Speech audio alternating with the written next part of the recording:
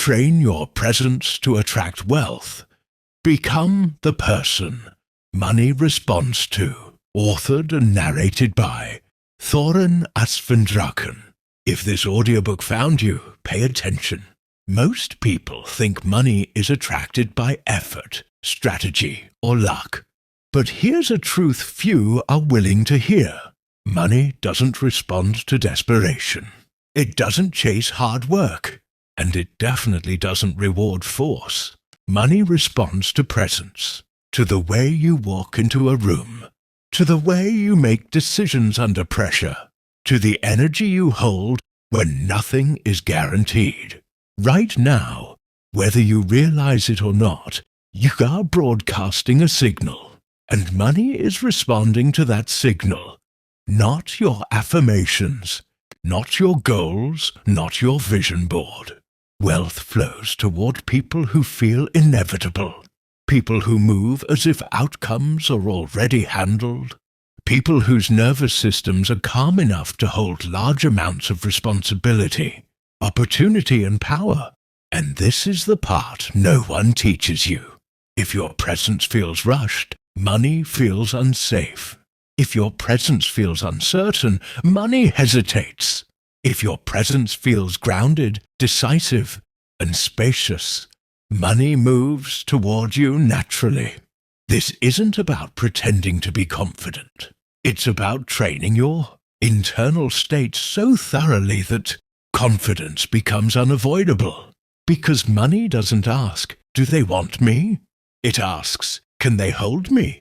And if you've ever wondered why some people seem to attract opportunities without chasing them, why doors open, connections appear, and income expands with less effort, it's because their presence has been calibrated. They've become the kind of person money recognizes. Before we go deeper, I want you to pause for just a moment. If this already resonates, if you've felt that wealth is more about who you are than what you do, leave a comment right now with the word presence. Not for me, for you. Engagement is a decision, and decisions shift identity. Now let's continue, because in the next few minutes, you're going to learn how to retrain your presence, not through force, hype, or motivation, but through subtle internal shifts that money responds to immediately. You'll start to understand why wealth avoids some people and follows others, why trying harder often backfires, and how becoming still, grounded, and internally powerful creates an invisible pull. This is not about chasing money. It's about becoming the person it can't ignore. Stay with me. Chapter 1. You are not here by accident. If you found this audiobook, something in you has already shifted.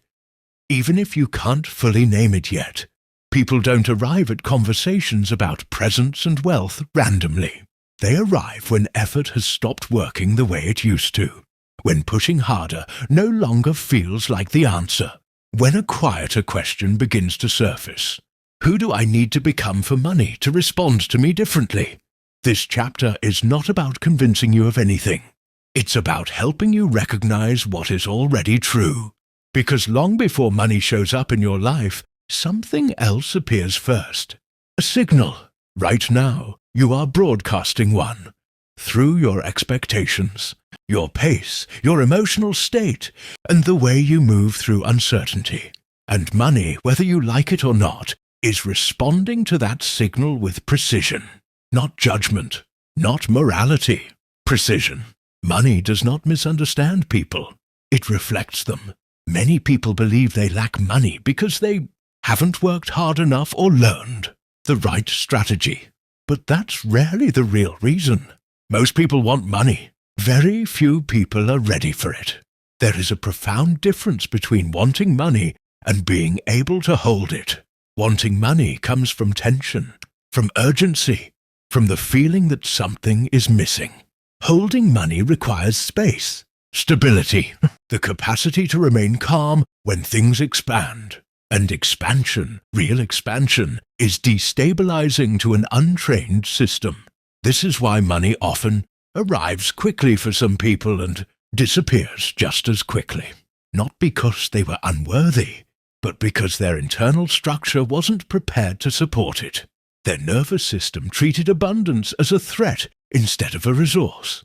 Wealth doesn't ask how badly you want it. It asks how regulated you are when it arrives. And this is why this audiobook has found you now. Not earlier, not later, now. If this moment feels intentional, if something in you recognizes itself in these words, pause here and leave a comment with these 3 words. I am ready, not to be seen, but to mark the moment you noticed. Engagement is a choice, and choices shape identity. From this moment forward, release the idea that money is a reward. Money is not a prize given out for good behavior, effort, or suffering. Money is a response. It responds to clarity. It responds to decisiveness. It responds to grounded presence. When your internal world feels stable, money experiences you as safe. When your choices feel clean, money moves more freely. When your energy is spacious instead of grasping, opportunities linger instead of rushing past. This doesn't mean you stop acting. It means your actions stop leaking urgency. Take a moment right now. Notice your breathing. Notice your body where you're sitting or standing. Notice whether you're bracing for something or resting inside yourself. This awareness is the beginning of wealth training. Because before money changes, you change. Before income shifts, identity shifts. Before results arrive, presence stabilizes. This chapter is your initiation, not into more information, but into a different relationship with power, expansion, and self-trust. You don't need to become someone else. You need to become more available as who you already are. As we continue, you'll learn how to refine this signal, how to expand your internal capacity, how to become the kind of person money responds to naturally, without chasing, forcing, or proving. For now, simply know this: you are not here by accident, and wealth is not something you earn. It is something that responds to who you are becoming. Let's continue. Chapter 2.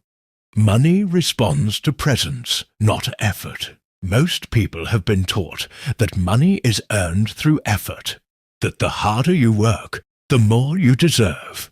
This belief is so deeply embedded that questioning it can feel uncomfortable, even irresponsible.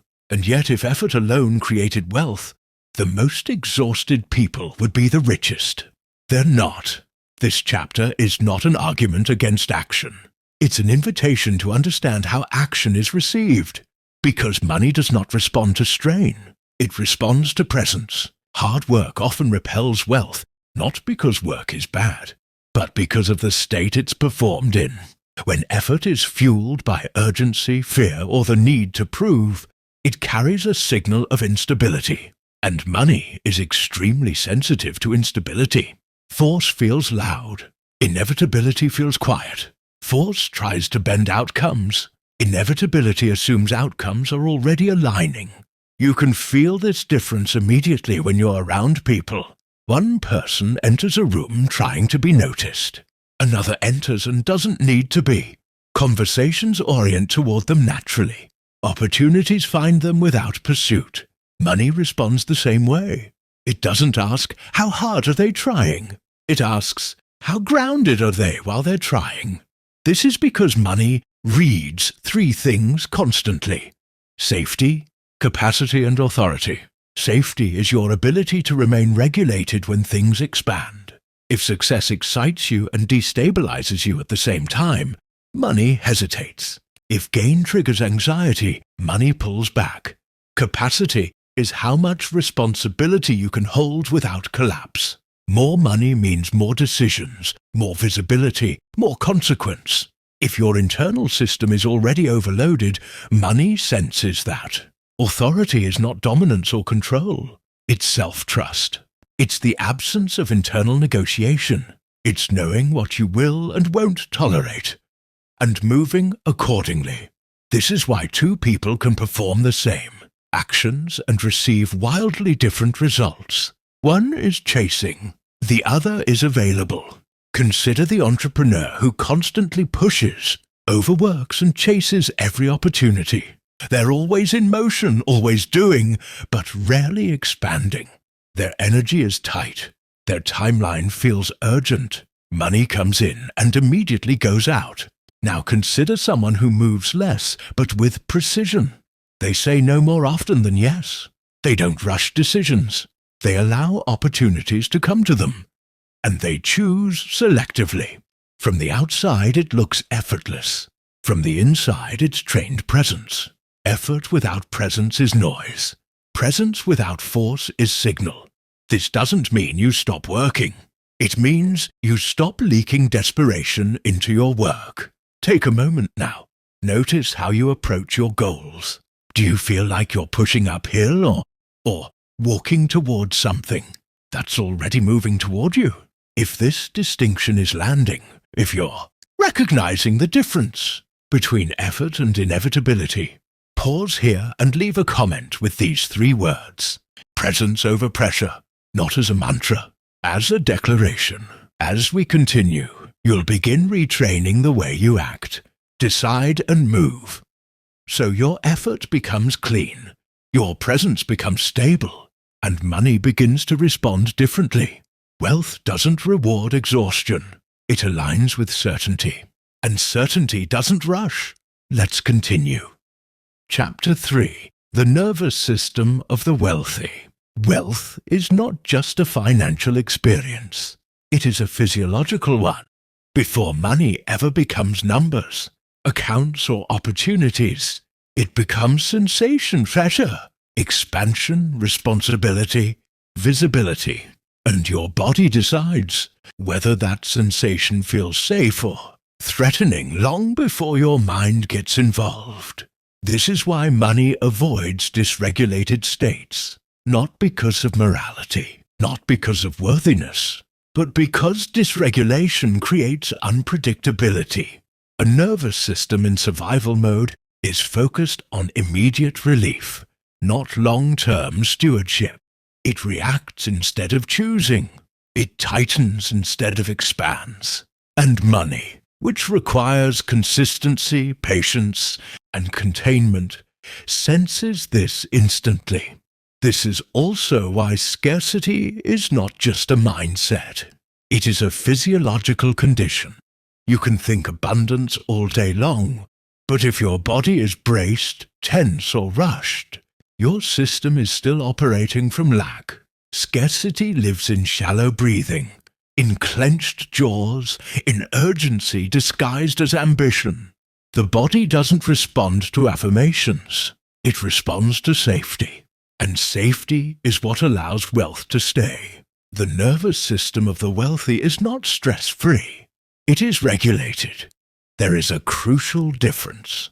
Regulation doesn't mean the absence of pressure. It means the ability to remain present while pressure exists. This is what allows some people to make clear decisions in uncertainty, while others freeze or scramble. Calm under uncertainty is not a personality trait. It is a trained capacity, and it can be developed. Training calm doesn't mean withdrawing from challenge. It means learning how to stay with expansion without collapsing into urgency. How to feel the unknown without rushing to control it. Notice this now. As you listen, observe your body. Is there tightness? Is there holding? Is there a subtle sense of leaning forward, as if something needs to happen soon? That leaning, that subtle push, is what money reads as instability. The work here is not to eliminate desire. It is to widen your internal bandwidth. Internal bandwidth is your ability to hold more. More opportunity, more responsibility, more money, without losing yourself. People with narrow bandwidth feel overwhelmed quickly. Even good things feel like too much. Success triggers anxiety. Growth feels unsafe. People with wide bandwidth can hold tension without panic. They can delay gratification without fear. They can sit inside uncertainty without forcing resolution. Money trusts wide bandwidth. Bandwidth is expanded through repetition, not willpower, through learning to return to the body, through slowing reactions, through choosing regulation over relief. And this is where your work becomes subtle and powerful. You don't chase calm. You practice returning to it. If as you hear this, something clicks, if you recognize that wealth requires a body that can hold it, pause here and leave a comment with these 3 words. I choose regulation, not as a goal, as a commitment. From this point forward, notice how often urgency tries to rush you. Notice how often tension disguises itself as productivity. Each time you soften instead of tighten, you are training the nervous system money feels safe with. This is how capacity is built, not through strain, but through steadiness. In the next chapter, we'll explore how identity locks income in place, and how recalibrating who you are changes what you receive. For now, stay here. Breathe. Your body is learning something new, and money responds to that. Let's continue. Chapter 4.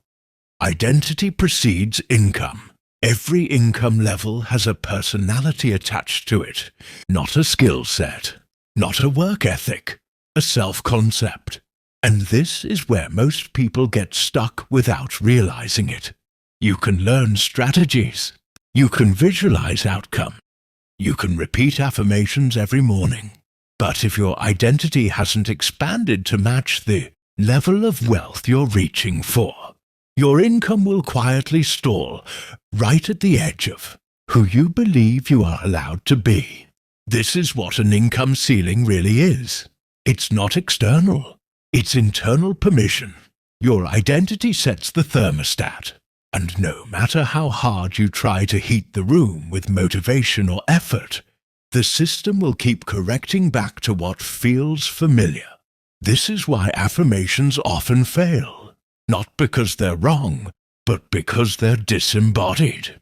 When someone says, "I am wealthy," while their nervous system is tense, their decisions are rushed, and their self-trust is inconsistent. The body rejects the statement. It feels unsafe, unreal, performative. Identity doesn't change through words alone. It changes through congruence. Congruence means your thoughts, your emotional baseline, and your behavior are aligned at the same level. Wealthy identity isn't loud. It's not flashy. It shows up quietly. In micro-decisions, no one applauds. It's how long you pause before responding. It's whether you explain yourself when you don't need to. It's the standards you maintain when no one is watching. A wealthy identity does not ask, "Can I afford this?" It asks, "Does this match who I am becoming?" That shift alone changes everything. Because when identity leads, income follows naturally. Notice this. People who consistently earn more don't spend every day trying to become confident. They act from an assumption of self-trust. They don't force urgency. They don't overcorrect mistakes with panic. They allow time to work with them. This isn't arrogance. It's internal stability. And stability is attractive to people, to opportunities, to money. Now here's a subtle but powerful truth. You don't rise to the level of your goals. You fall to the level of your self-concept. So the real work is not chasing a bigger number. It's becoming congruent with the version of you who already lives at that number. What does that version of you tolerate less of? What do they no longer rush? Where do they trust themselves more? These are not dramatic changes. They are precise ones. And before we go further, pause for a moment. If this is landing, leave a comment with just 3 words. Grounded, clear, certain. No explanation. No overthinking. just a quiet declaration of who you're becoming. That small act matters more than it seems. Now let's continue. Becoming congruent with your next financial level doesn't mean pretending you're already there. It means removing behaviors that contradict it. If you say you're building wealth, but constantly doubt your decisions, that's incongruence. If you want abundance but operate from chronic urgency, that's incongruence. If you desire stability but seek validation before every move, that's incongruence. Money responds to internal alignment. The moment your identity stabilizes, your actions become cleaner. Fewer emotional reactions, fewer compensations, less force. You stop trying to look successful and start moving like someone who doesn't need to prove anything. And that's when income begins to rise in ways that feel almost anticlimactic. Not because you worked harder, but because you stopped working against yourself. Identity precedes income, always. In the next chapter, we'll move from identity into presence. How this internal alignment becomes something people and opportunities can feel the moment you enter a room. Continue listening. Chapter 5. The signal you're sending and how to change it. Before you say a word, you are already communicating. Before a decision is explained, before a price is justified, before an idea is shared, your presence has sent a signal, and that signal is constant. Every interaction broadcasts information about how much you trust yourself, how stable you feel internally, and whether you need a specific outcome to validate you. Most people focus on what they're doing to earn more money. Very few pay attention to what they're transmitting. Yet money, like people, responds to signals, not intentions. Tone, pace, posture, and choice all communicate value. A rushed voice signals scarcity. Over-explaining signals uncertainty. Collapsed posture signals hesitation, even when the words sound confident. None of this is moral or personal. It's mechanical. Your nervous system is always speaking on your behalf. This is where the difference between confidence and certainty becomes clear. Confidence is something you can perform. Certainty is something you inhabit. Confidence often says, "I hope this lands." Certainty says nothing, and doesn't need to. Certainty slows you down. It removes excess movement. It creates space around your words, and space is power. Now here's the part most people miss. The strongest signal of all is need. Need leaks through tone, timing, and energy. It shows up as subtle urgency, as emotional attachment to being chosen, approved, or paid. You might not hear it, but others feel it. And wealth does not move toward need. It moves toward neutrality. Neutrality is not indifference. It's internal independence. When you remove unconscious need, you stop gripping outcomes. Your body relaxes. Your decisions become cleaner. You no longer push or pull. You allow. And allowing is a higher order signal than effort. Take a moment here. Notice your default pace. Notice how quickly you respond when asked a question. Notice whether your body leans forward or stays grounded. If this awareness is already shifting something for you, pause and leave a comment with this simple affirmation. I am neutral. No explanation. No performance. Just a quiet statement of internal independence. Let it anchor the signal you're choosing to send. Now let's talk about installing a new baseline presence. Presence isn't something you switch on for important moments. It's a baseline state you train into your body. A new baseline begins with slowing down, slightly, not dramatically, not artificially, just enough that your system learns it's safe to pause. When you speak, allow a half-second of silence before and after key statements. When you decide, feel your feet before you act. When you listen, don't prepare your response. Stay with the moment. These micro-adjustments recalibrate your signal. Over time, your body learns a new normal. Less urgency, more groundedness, greater internal permission. This is how presence becomes stable. And when presence stabilizes, your signal changes automatically. People feel it. Opportunities respond differently. Money interacts with you in a calmer, more cooperative way. Not because you asked louder, but because you no longer needed to. In the next chapter, we'll refine this even further. How to make decisions from this new baseline, and why fewer, cleaner decisions often create more wealth than constant action. Continue listening. Chapter 6. The wealth gap is a perception gap. The difference between those who build wealth and those who struggle to sustain.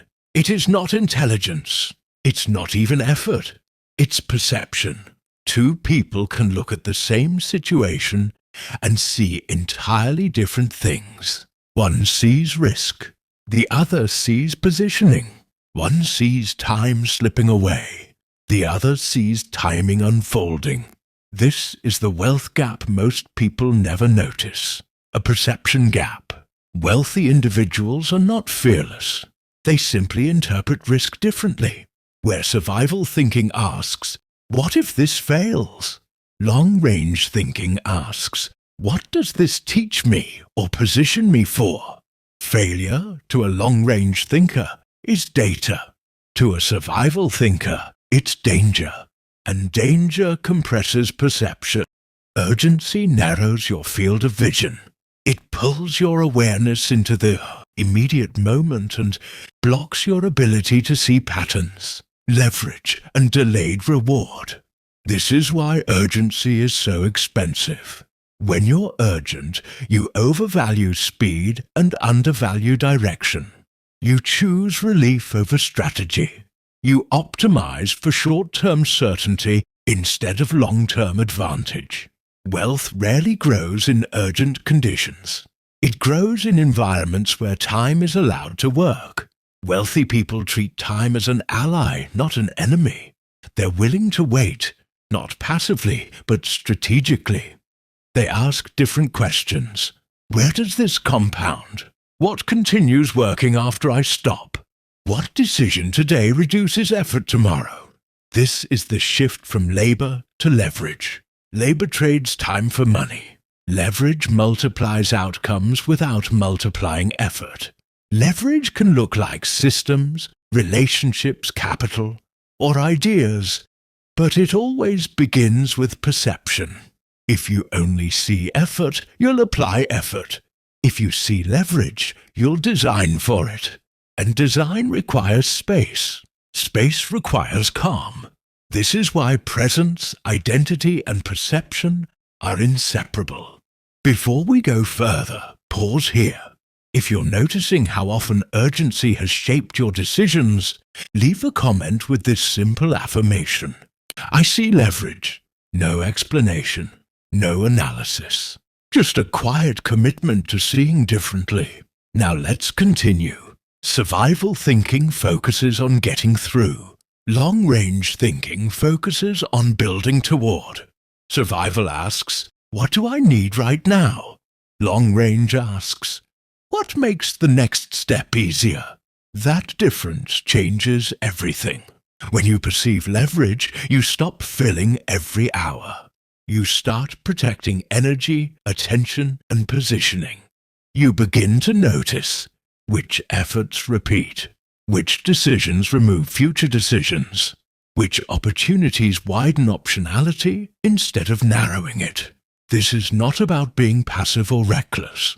It's about being precise. Wealth accumulates when perception expands. When you stop reacting and start interpreting. When you stop rushing and start positioning. When you stop asking how hard and start asking how clean. The wealth gap is not closed by working more. It's closed by seeing differently.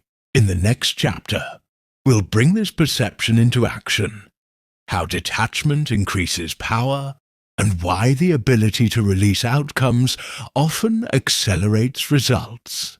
Continue listening. Chapter 7. Detachment is not indifference. Detachment is often misunderstood. People hear the word and imagine coldness, distance, a lack of care. But true detachment is not indifference. It is sovereignty. Detachment means your emotional stability is no longer dependent on a specific outcome. You can want something clearly, deeply, without needing it to happen in order to feel whole, safe, or validated. This distinction is subtle, and it is powerful, because money is sensitive to need. Neediness doesn't announce itself loudly. It shows up quietly, in hesitation, in overreaching, in the pressure behind a yes or no. When money feels needed, it pulls away, not as punishment, but as response. Need creates distortion. It clouds judgment. It tightens timing. It compromises standards. And in that state, decisions are no longer clean. Detachment restores clarity. A detached person does not chase. They don't withdraw either. They remain present without gripping. This is where many people struggle. They believe detachment means suppressing desire. But suppression creates tension. And tension is just need in disguise. Healthy detachment allows desire to exist without urgency. You still want the opportunity. You still take action. You still care about the outcome. But you are no longer emotionally entangled with it. This is emotional sovereignty. And emotional sovereignty is magnetic. It slows your nervous system. It deepens your voice. It steadies your decisions. Others feel this immediately. Now pause here. If you can sense the difference between wanting and needing, take a moment and leave a comment with this simple affirmation. I allow outcomes, no explanation, no justification, just a quiet statement of trust. Let it mark the shift. Now let's continue. Holding desire without gripping outcomes is a trained skill. It begins by noticing where you emotionally lean forward, where you try to secure the future through pressure or over-control. When you feel that lean, soften it. Return to the present moment. Return to your body. Return to the fact that no single outcome defines your worth. Detachment does not make you passive. It makes you precise. When you are detached, you can walk away from misaligned opportunities without fear. You can wait without anxiety. You can negotiate without tension. This is why detachment increases power. Power is not force. It's optionality. The more emotionally sovereign you become, the more options you can see, and the less you settle. Money responds to this state because it signals stability. And stability is safe. Not safe as in small. Safe as in reliable. Reliable people are entrusted with larger sums, bigger opportunities and longer timelines. Magnetism is not performance. It is internal alignment. When you no longer chase outcomes, outcomes begin to move toward you. In the next chapter, we'll move into decision-making at higher levels, how this detachment becomes authority, and why clean decisions are one of the strongest signals wealth responds to. Continue listening. Chapter 8. Decision-making at higher levels. At higher levels of wealth, decisions feel different, not heavier, cleaner. Wealthy individuals are often described as decisive. But what looks like speed from the outside is actually stillness on the inside. They don't decide quickly because they're reckless. They decide cleanly because they trust their internal authority. Most people delay decisions, not because they lack information, but because they're negotiating with themselves. They argue internally. They rehearse outcome. They seek emotional safety through certainty that doesn't exist. This internal negotiation is exhausting, and it's expensive. Every unresolved decision leaks energy. Wealthy people eliminate this leak by collapsing the distance between identity and choice. They don't ask, "What should I do?" They ask, "What does someone like me do in this situation?" Identity decides, the mind executes. This is why self-trust is more valuable than intelligence. When you trust yourself, you don't need to keep checking. You don't need to revisit the same choice from 5 angles. You don't need external permission to move forward. Decisive stillness replaces frantic thinking. Stillness is not hesitation. It's grounded clarity. It's the ability to pause without freezing, to feel without spiraling, to choose without forcing. Before we go further, pause here. If you can feel the difference between clean decisions and anxious ones, leave a comment with this simple affirmation. I decide cleanly. No justification, no second guessing. Just a statement of internal authority. Let it be embodied. Now let's continue. Training decisive stillness begins in small moments. When a choice appears, notice the first grounded answer that arises before fear joins the conversation. That initial response is often quiet, neutral, unemotional. Fear arrives later, louder, faster, more convincing. Higher-level decision-making learns to move before fear hijacks the process. This doesn't mean ignoring risk. It means assessing risk without self-betrayal. Wealthy decisions are rarely about avoiding loss. They're about aligning with direction. When you make choices from fear, you shrink. When you make choices from identity, you expand. Identity-based decisions are calm. They don't need justification. They don't require applause. You might not feel excited. You might not feel certain, but you feel aligned, and alignment compounds. Over time, this practice builds authority. Authority builds trust. Trust simplifies future decisions. This is how decision-making becomes easier as wealth increases, not harder, because you stop outsourcing your authority to circumstances, opinions, or mood. You become the reference point. In the next chapter, we'll move into environment, how the spaces, people, and inputs around you quietly train your identity and either reinforce or erode this authority. Continue listening. Chapter 9. Your environment is training you. Your environment is not neutral. Every space you occupy, every person you regularly engage with, every routine you repeat is quietly shaping who you become, not through force, but through exposure. You don't rise or fall to your intentions. You calibrate to what surrounds you. This is why external alignment matters more than most people realize. Spaces communicate standards. People model possibilities. Routines reinforce identity.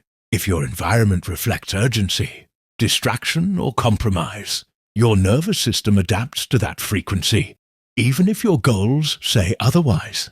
This isn't weakness, it's conditioning. And conditioning works both ways. Misaligned environments come with a cost. They drain energy through friction. They normalize hesitation. They make growth feel dramatic instead of natural. Over time, you stop noticing the drag, but your results do. Wealthy individuals are often intentional about environment, not because they're indulgent, but because they understand training. You train your body through repetition. You train your mind through focus. And you train your identity through surroundings. Before we go further, pause here. If you're becoming aware of how your environment has been influencing you, leave a comment with this simple affirmation. I choose alignment. No explanation needed. No justification required.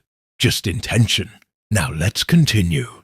Curating inputs doesn't require dramatic change. It requires precision. Which conversations leave you more grounded afterward, and which leave you contracted? Which spaces invite clarity, and which invite distraction? Which routines anchor your day, and which scatter it? Presence expands when inputs align. This is not about cutting people off or escaping your life.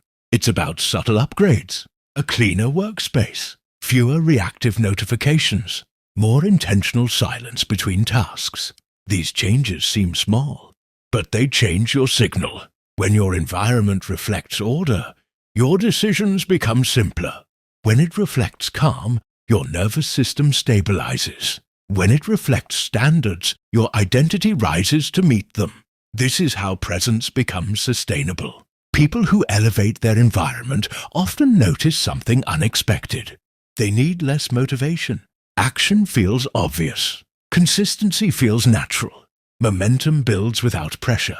That's because your environment is now reinforcing the person you're becoming instead of pulling you backward.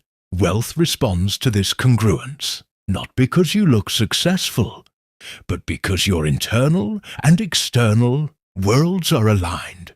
In the next chapter, we'll bring all of this together. How identity, perception, detachment, decision-making, and environment converge into a way of operating that attracts wealth without strain. Continue listening. Chapter 10. Wealth is a responsibility before it's a reward. Most people think of wealth as a prize, something earned, something achieved, something finally received after effort and endurance. But wealth doesn't arrive that way.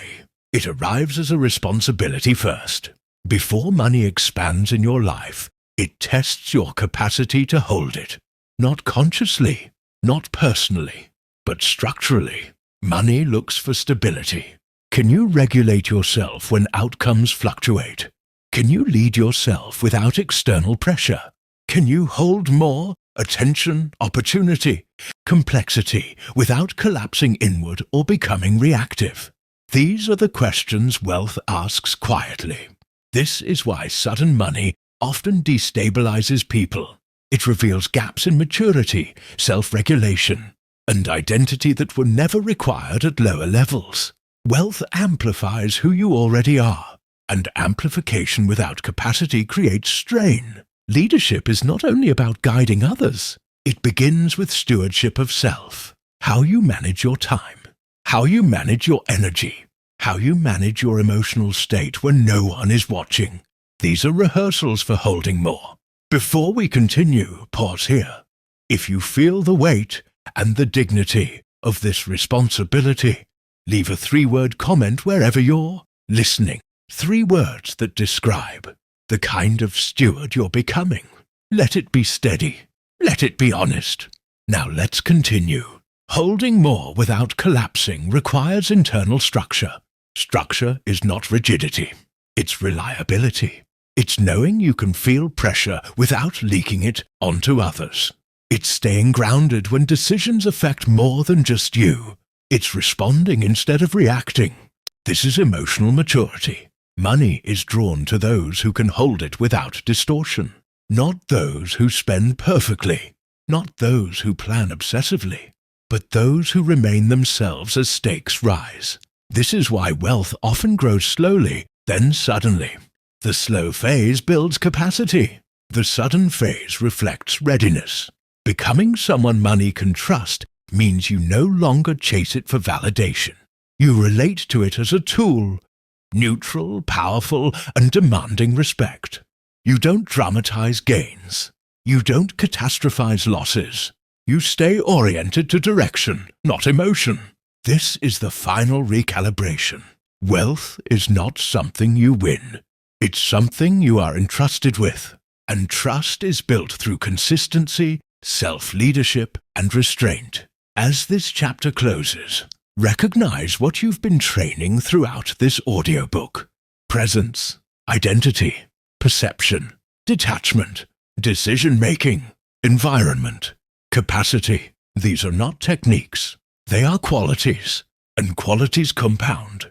In the final chapter, we'll integrate everything into a living practice, how to continue becoming the person money responds to, long after this audiobook ends. Continue listening. Chapter 11. Receiving without guilt or collapse. For many people, earning money is not the hardest part. Receiving it is. This is where success quietly unravels, not through failure, but through discomfort with having more than before. When abundance begins to arrive, it often activates unconscious patterns, guilt, vigilance, the urge to give it away too quickly, or the impulse to create chaos just to return to what feels familiar. This is not self-sabotage in the dramatic sense. It's nervous system calibration. Your body has a comfort range for pleasure, rest, and ease. When reality exceeds that range, the system looks for a way to contract. This is why some people burn out after a win, why others feel numb instead of satisfied, why ease can feel more threatening than struggle. Receiving capacity is not about deserving, it's about tolerance. Before we continue, pause here. If you can feel where receiving has been uncomfortable for you, leave a comment with this simple affirmation. I receive safely. Let it be gentle. Let it be true. Now let's continue. Expanding your ability to receive begins with allowing pleasure without justification. Not reward-based pleasure. Not earned rest. Simple enjoyment without explanation. When your system learns that ease does not equal danger, it stops bracing. Rest becomes restorative instead of guilt-inducing. Pleasure becomes grounding instead of destabilizing. This is how wealth lands fully in the body. Money that doesn't land creates tension.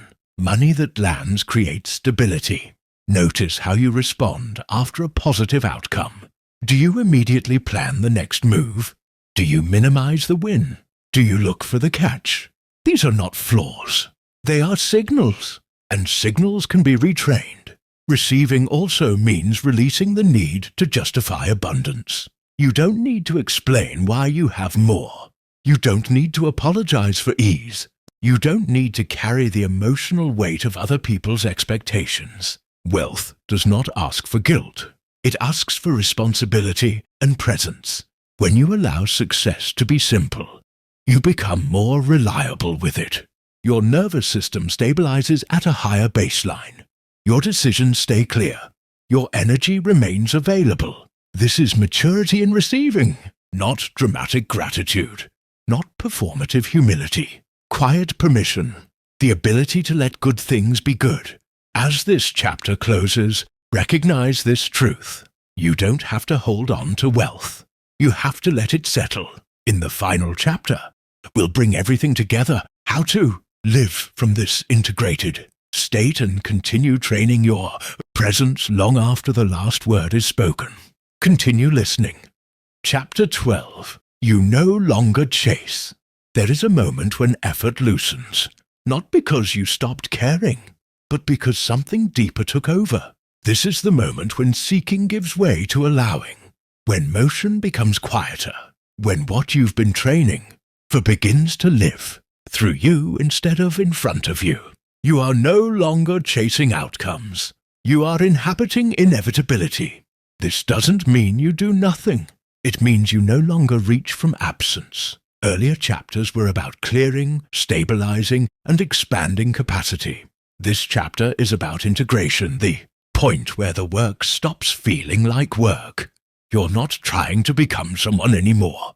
You're responding as who you already are. And that changes what responds to you. When you live from presence, money stops being the goal. It becomes a byproduct, not because you let go in a dramatic way, but because your system is no longer organized around lack. You don't signal urgency. You don't signal proving. You don't signal grasping. You signal coherence. And coherence is magnetic. Opportunities don't feel chased down. They feel encountered. Decisions don't feel heavy. They feel obvious. Money flows not because you're pulling it toward you, but because nothing in you is pushing it away. This is what embodiment looks like in real life. Your body trusts itself. Your nervous system expects support. Your actions come from clarity, not compensation. You don't need to hustle your identity. You don't need to explain your worth. You don't need to predict every outcome. You move. Life responds. Before we go further, pause for a moment. Notice how it feels to imagine not chasing. To imagine moving through your day without proving, without rushing. without leaning forward energetically. If you can name how you want to move through life now, leave a comment with this affirmation. I move inevitably. Let it reflect who you are now, not who you were trying to become. Now let's continue. Living from inevitability doesn't mean certainty of details. It means certainty of self. You trust that when something is aligned, it will meet you. And when something isn't, it will fall away without drama. This trust creates efficiency. You stop overworking paths that were never yours. You stop forcing timing. You stop negotiating with your intuition. Your energy becomes clean, and clean energy travels far. Money responds to this because money follows movement. It follows clarity. It follows systems that don't leak through fear or overextension. Presence is not passive. It's precise. You notice more. You say no faster. You say yes more cleanly. You don't wait to be chosen. You don't need to announce your arrival. You're already here, and what's meant to meet you can feel that. This is the version of you who finishes things without burning out, receives without collapsing, acts without second-guessing, rests without guilt, not because you mastered a mindset, but because your body believes it's safe to be supported. This is wealth as a lived state, not numbers on a screen, not future fantasies, but a grounded sense of enoughness that allows more. From here, growth continues naturally, not endlessly upward, but outward, deeper, more refined. You'll still expand. You'll still evolve, but you won't abandon yourself to do it. This is what changes everything. As this audiobook closes, let this land gently. You don't need to chase what already knows where you are. Your work now is simple. Stay present. Stay regulated. Stay honest. Let life respond, and it will. Final chapter. Becoming the signal. There is nothing left to learn here. No technique to apply. No mindset to install. No habit to force into place. What remains is embodiment. Not something you do. Something you allow to continue. Throughout this audiobook, your system has been recalibrating. Not through effort, but through repeated experiences of safety, clarity, and presence. You didn't memorize ideas. You practiced being with yourself while hearing them. That matters, because wealth does not respond to strategies alone. It responds to signals, and the most reliable signal you send is who you are being when no one is watching. Becoming the signal means trusting the version of you that no longer needs to manage everything. You notice impulses without obeying them. You act without rehearsing. You rest without needing permission. This isn't detachment, it's integration. The old reflex to push, chase, or brace may still appear, but it no longer runs the system. You don't correct it. You don't shame it. You let it pass. And what remains is quiet certainty. This certainty doesn't announce itself.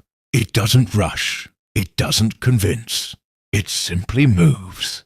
Moving forward from here doesn't require intensity. It requires alignment. You'll know what to do next.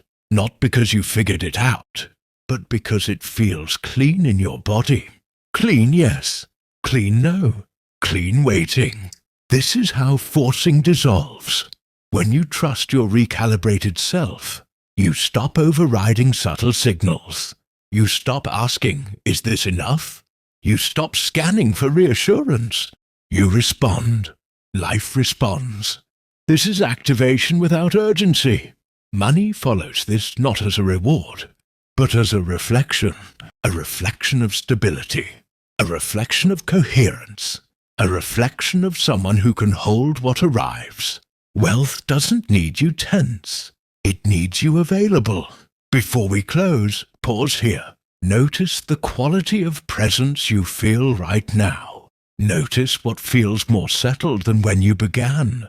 If you'd like to mark this shift, leave a comment with this affirmation. I am the signal. Let it be simple. Let it be embodied. Let it be yours. Now let's finish. From this point forward, growth won't feel like self-improvement. It will feel like self-trust. You'll take action without pressure. You'll pause without fear. You'll receive without collapse. Not perfectly, but reliably. This is what it means to become the signal. You don't broadcast effort. You don't transmit urgency. You don't perform confidence. You live it, and the world adjusts. As this audiobook ends, there is nothing to hold on to, no lesson to remember, no promise to repeat. Only this: stay present, stay regulated, stay honest. Let what follows follow. This isn't the end of the work. It's the end of forcing, and the beginning of something quieter, stronger, and already underway. As you step back into your day, don't rush to do anything with what you've heard. Let it move with you. Let it show up in how you walk, how you choose, how you pause. You don't need to remember every word. What mattered has already landed. If you feel called to stay connected to this work, this channel holds more audiobooks and reflections you can return to, not to fix yourself, but to listen again when your system asks. Make sure to subscribe and turn on notifications, so you never miss these quiet moments of self-thought and reflection. And if this audiobook met you in a meaningful way, leave a comment, not to explain anything, just to let us know you're here. For now, simply continue living. You're not behind. You're not chasing. You're already in motion.